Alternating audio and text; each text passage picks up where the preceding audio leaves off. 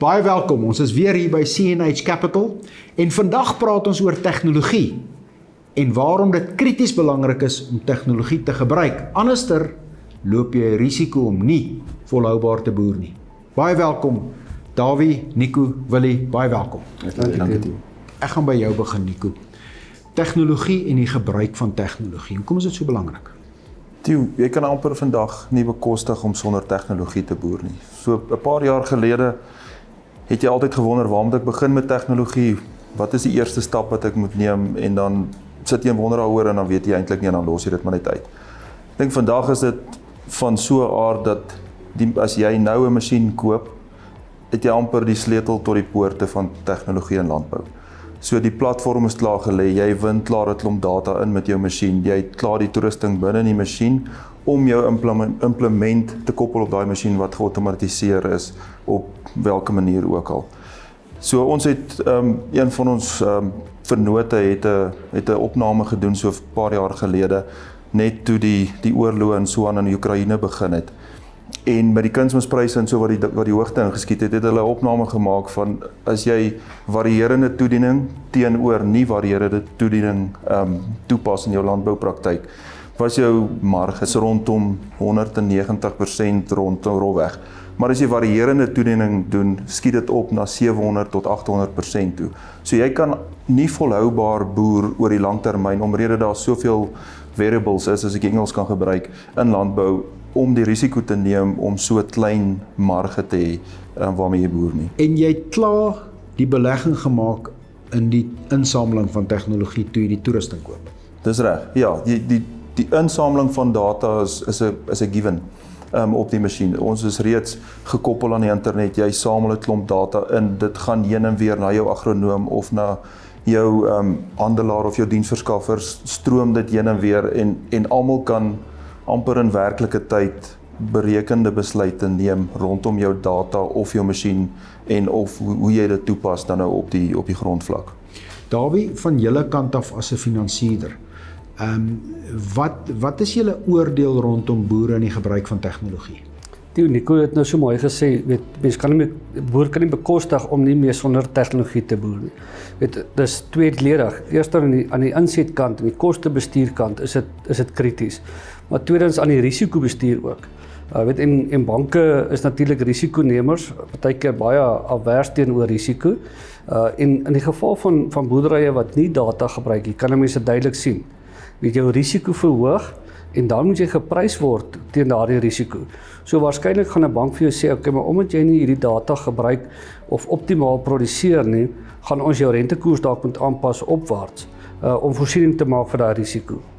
So as jy optimale data gebruik en jy vergelyk jouself en jy's 'n goeie jockey, wat ons dit noem, dan kan ons jou prys daarvoor, ons kan sê, okay, maar jy bestuur goed, ons gaan dalk vir jou prima minus gee. So dit is eintlik 'n tweesnydende swaard wanneer jy tegnologie nie gebruik nie. En die dae is verby dat jy kan staat maak op 'n prys wat opgaan of 'n wisselkoers wat verander. Jy moet staat maak op jou marge. Definitief. En ons weet in landbou is marges baie klein.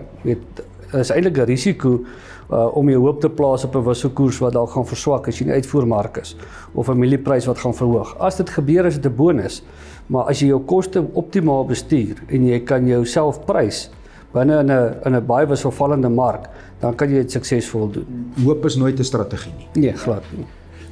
Willie, die kapitaalinvestering in tegnologie en die opbrengs, hoe sou jy dit benader? Wel, ek dink die eerste gedeelte wat mense moet teruggaan is om te sê, daar's komponente wat jy in jou beheer het en komponente wat jy weer eens nie in jou beheer het nie. So om te weet, om die raaiwerk uit die equation uit te neem, as ek dit so kan stel. Die investering van tegnologie is bitterlik belangrik op die einde van die dag as jy by jou doelwitte wil reg uitkom en as jy jou marges wil beskerm. En ek dink dit is waar die hele gesprek op die einde van die dag gaan is. Hoe gebruik jy al die fasette om jou marge te beskerm? Hoe skaal jy vertikaal? En jy kan dit net doen deur tegnologiese integrasie.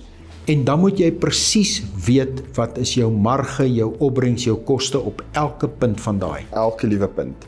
jy moet dit deeglik kan meet, jy moet dit en jy moet deeglik 'n duidelike doelwit hê van waar jy wil deur die pad wil bykom. En hoe belangrik is om daai deurlopend te kan doen? Dit kan tog nie net 'n eenmalige meting wees nie. Ja, ek dink dit is die toekoms van hoe mens boer. Met wat ons weet vandag beskikbaar is in terme van tegnologie en sovoorts. So weet dis die suksesvolle boere in die toekoms is die ouens wat reg gaan meet, reg gaan weet en wat al die raaiwerk uit die stelsel uit gaan neem.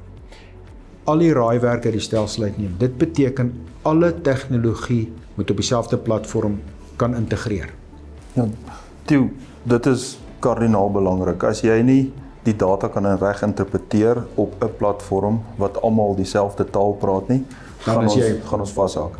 So ons gaan moet leer om daai data te interpreteer en dit is waarheen ons beweeg, waar jy dan nou AI en daai tipe van tegnologie begin gebruik om daai data te interpreteer en om vir jou te help om die raaiwerk uit die som uit te haal en wat jou gaan help om vorentoe te gaan. Kan jy sien 'n tyd, Dawie, wat jy 'n minimum vereiste op 'n kliënt het om tegnologie te gebruik? Theo, ek dink dit is definitief in die toekoms gaan dit waarskynlik in daai rigting ingaan. Want jy wil die risiko so ver as moontlik verlaag. En sonder tegnologie verhoog jou risiko eintlik. So nee, ek dink ons gaan in daai rigting beweeg. Dawie, ek kan ook my eie inligting bymekaar maak en dit integreer soos ons gepraat het op al die platforms op my eie besigheid. Maar dan kry ek nie die volle prentjie nie en ek kry ook nie die volle waarde nie. Toe jy is heeltemal reg en dis waar die belangrikheid van benchmarking inkom. Nou in die verlede het ons baie gesteun op die departement van landbou waar daai inligting ingesamel het. Ek dink daai tyd is ligjare terug al verby. Studiegroepe dink ek speel 'n baie belangrike rol, maar studiegroepe het in die verlede ook al 'n slegte naam gekry. Dit moenie 'n dop en chop studiegroep wees nie. Dit moet ouens wees wat ons praat van like-minded people wat gaan sit en werklik hierdie syfers kyk en ontleed en mekaar vergelyk. En dan kan jy binne in jou studiegroep, en dit hoef nie noodwendig 'n geografiese studiegroep te wees nie. Dit kan op 'n platform wees of op 'n internetgebaseerde studiegroep ook wees, waar jy internasionaal ook kan vergelyk. En ek dink dan begin data vir jou werklike 'n waarde kry. En dan kan jy amper hoogwatermerke ook bepaal. Definitief. En natuurlik as jy nie aan die einde van die of aan die laaste derde is, dan moet jy begin wonder en begin kyk waar moet ek aanpassings maak om seker te maak dat ek in die boonste derde van 'n studiegroep land. En dit kan wees beide aan die koste element, dat jou kostestruktuur is duurder as die ander ouens. Dit kan wees in jou kostestruktuur, dit kan wees in jou inkomste struktuur, dit kan wees aan jou produksiekant.